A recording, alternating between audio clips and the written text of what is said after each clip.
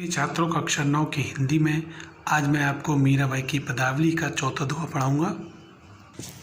चौथी पदावली में बताया गया है, मैं तो सावरी के संग राजी, मैं तो सावरी के संग राजी, साज सिंगारे बांधी पग घुंघरू, साज सिंगारे बांधी पग घुंघरू, लोक लाजे तज नाची, मैं तो सावरे के संग राजी। गई कुमत लई साधु की संगते, गई कुमत लई साधु की संगते, भगत रूप भई साची, मैं तो सावरी के संग राजी। गाए गाए हरि के गुण निश दिन, गाए गाए हरि के गुण निश दिन, काल ब्याल सुबाची, मैं तो सावरी के संग राजी। उड़ बिन सब जग कारो लागत, और बात सब काची, मैं तो सावरी के संग राजी। मीरा श्री गिरधर लाल सु, मीरा श्री गिरधर लाल सु, भगत रसीली जाची, मैं तो सावरी के संग राजी। प्रिय छात्रों, इसका अर्थ याद करने के लिए हमें प्रत्येक लाइन में से कुछ ना कुछ बातें याद रखनी पड़ेंगी। इन बातों में पहली लाइन में रंगी हुई यानी श्याम सुंदर के रंग में रंगी हूँ, घुंघरू बांधकर लोक लाज छोड़ने की बात हमें दूसरी लाइन में याद करनी है। तीसरी लाइन में द्रौपदी यानी कुमत और सच्चे भक्त के रूप में होने की बात को ध्यान रखना है। मृत्यु रूपी सर्प से बचने को कहा गया है। इस लाइन चौथी लाइन में जो बताया गया है, मृत्यु रूपी सर्प से बचने के लिए कहा गया है। पांचवी लाइन में खारो यानी सारहीनता की बात की गई है। मनमोहन के बिना सारी दुनिया कैसी लगती है, व्यर्थ लगती है। और छठी जो लाइन है उसमें भक्ति कैसी है, रसीली है। इन बातों को हमें ध्यान में रखना होगा।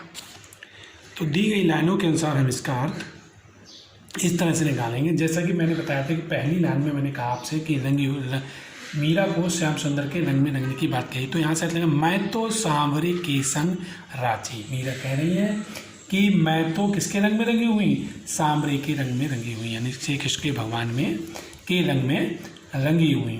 साज सिंगार बांध पग घुंघरू, लोक लाज तज नाची। साज सिंगार बांध पग घुंघरू, मैंने क्या कर लिया, मैंने विभिन्न प्रकार का श्रृंगार कर लिया है।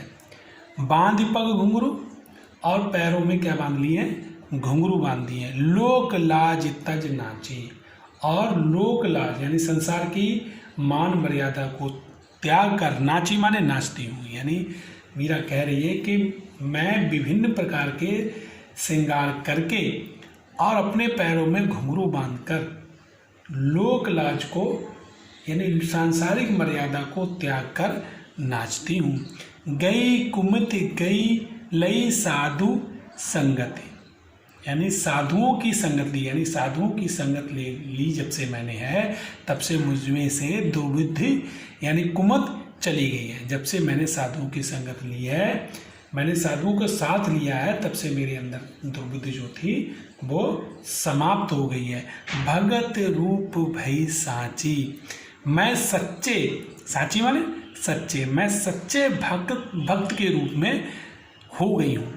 जब से मैंने साधुओं की संगत ली है तब से मैं कैसी हो गई हूँ, सच्चे भक्त के रूप में हो गई हूँ। गाय गाय हरि के गुण निस्दिन, गाय गाय मैंने गा गा कर, मैंने क्या किया, मैंने दिन रात निस्दिन रात दिन, मैंने रात दिन जो है भगवान के गुणों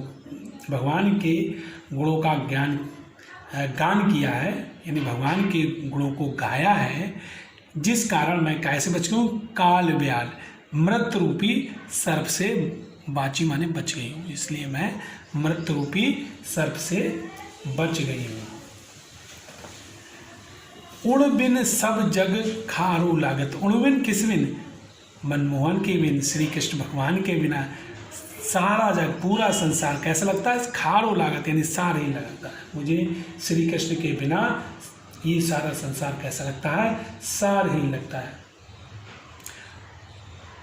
और बात सब कांची, कांची माने होता है व्यर्थ, यानी मनमोहन के बिना मुझे सारी बातें कैसी लगती हैं? व्यर्थ लगती हैं। मुझे श्री कृष्ण के बिना सारी बातें कैसी लगती हैं? व्यर्थ है, यानी मनमोहन के अतिरिक्त सभी बातें कैसी हैं? अतिरिक्त है। मीरा श्री गिरधर लाल सु, मीरा कह रही हैं कि मैं भली प्रकार से जानती हूँ भगत रसीली, भक्ति कैसी है? रसीली है, आनंद को देने वाली है। भक्ति कैसी है? रसीली, आनंद को देने वाली है। अर्थात मैंने भली प्रकार जांच लिया है कि गिरधर गोपाल श्री कृष्ण भगवान की भक्ति ही कैसी है? आनंद को देने वाली है।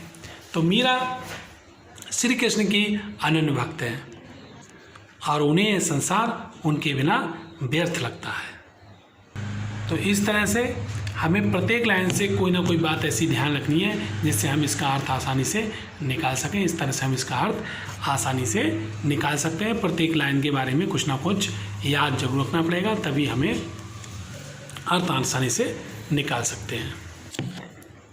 यदि हम बात करें इस पैराग्राफ से, जो पदावली से, चौथी पदावली से जो प्रश्न है वो किस तरह से बन सकते हैं? मीरा किसके रंग में रंगी हुई है? तो हम कह सकते हैं आंसर श्री कृष्ण के रंग में रंगी हुई है। अगला प्रश्न बन सकता है मीरा के काव्य का मुख्य स्वर क्या है? तो मीरा के काव्य का मुख्य स्वर क्या है? कृष्ण की भक्ति। इसी तरह से इसमें बन सकता है अगला प्रश्न, मीरा ने किस भाषा में रचना की है? तो मीरा ने ब्रज भाषा में रचना की है, जिस पर राजस्थानी, गुजराती, पंजाबी भाषा की छाप देखने को मिलती है। मीरा की कुमत कैसे दूर हो गई? मीरा की कुमत साधुओं की संगत से दूर हो गई। मीरा को किसके बिना सारा जग सार ही लगता है? तो मीरा को कृष्ण के बिना सारा जग सार ही लगता है। इस तरह से इस चौथी पदावली से अनेकों प्रश्न आपको बनाकर दिए जा सकते हैं। अब तो प्रश्न ही आते हैं, अर्थ वो नहीं पूछा जाता है, फिर भी हमें अर्थ को याद करना पड़ेगा। बिना अर्थ याद किए हम किसी भी प्रश्न का आंसर नहीं दे सकते हैं। आशा करता हूँ आपको मेरा ये वीडियो बहुत अच्छा लगा होगा। जय हिंद, जय भारत। साथ ही आशा करता हूँ आप मेरा वीडियो लाइक और शेयर जरूर करेंगे।